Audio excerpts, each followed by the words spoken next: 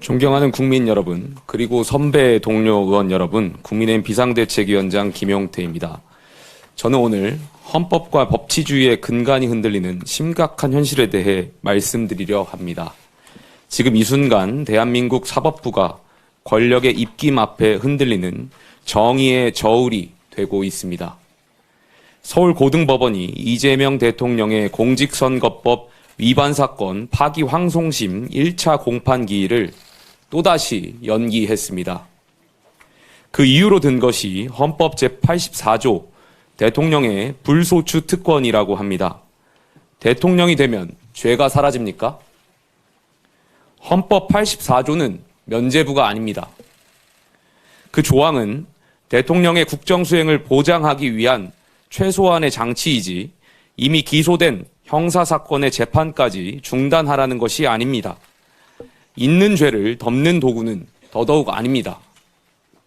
어떤 권력도 헌법 위에 설 수 없습니다. 이는 대통령이라고 해서 예외일 수 없습니다. 분노해야 할 지점은 분명합니다. 지난 5월 1일 대법원 전원합의체가 이 사건을 유죄 취지 파기환송했고 이에 따라 서울고법은 지난 15일 첫 공판을 열겠다고 밝혔습니다. 하지만 당시 이재명 후보 측은 선거운동 기간을 공평하게 보장해달라며 기일 연기를 요청했고 법원은 그 요구를 그대로 수용했습니다.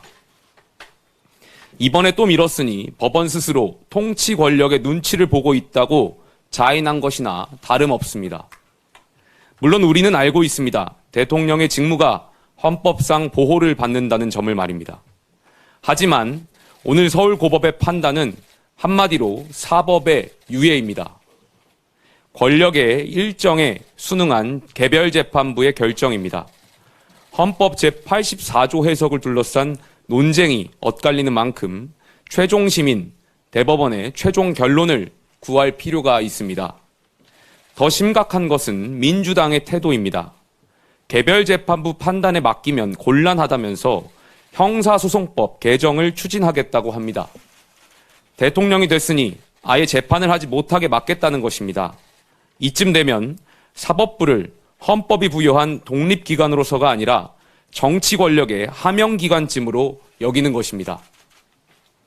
존경하는 국민 여러분, 법 앞에 모든 국민이 평등하다는 헌법 정신이 무너지고 있습니다. 이재명 대통령은 유권자를 기만한 혐의로 대법원에서 유죄 취지 판결을 받았습니다. 그런데 대통령이 됐다는 이유 하나로 이 사건을 심리하지 않는다면 그게 과연 사법 정의에 맞습니까? 죄 있는 권력자는 법망을 피해도 괜찮다는 뜻입니까? 우리는 지금 대통령이 된 순간 죄가 정지되는 제왕적 불소추 특권 국가로 가는 길목에 서 있습니다. 국민의힘은 침묵하지 않겠습니다. 사법부가 눈을 감는다면 우리가 국민을 대신해 부당함을 고발하겠습니다. 정의의 이름으로 맞서겠습니다. 이 자리에 함께 하신 의원 여러분들과 함께 헌법 질서를 지키기 위한 입법적, 정치적 대응에 나서겠습니다. 아울러 법원에도 촉구합니다. 더 이상 권력의 눈치를 보지 말고 정의의 눈을 바로 뜨십시오. 그렇지 않으면 이 나라는 헌법 위에 권력이 군림하고 법치 대신 눈치가 지배하는 위헌공화국이 될 것입니다. 존경하는 선배 동료 의원 여러분, 저는 어제 당 개혁 방안을 발표했습니다. 이대로 당이 무너지는 것을 젊은 정치인으로서 보고만 있을 수 없기에 국민과 당원께 책임 있는 개혁안을 말씀드렸습니다. 어제 개혁안에 대해 다양한 의견이 있고 심지어는 제 개인 신상에 대한 비난이 있다는 것도 잘 알고 있습니다.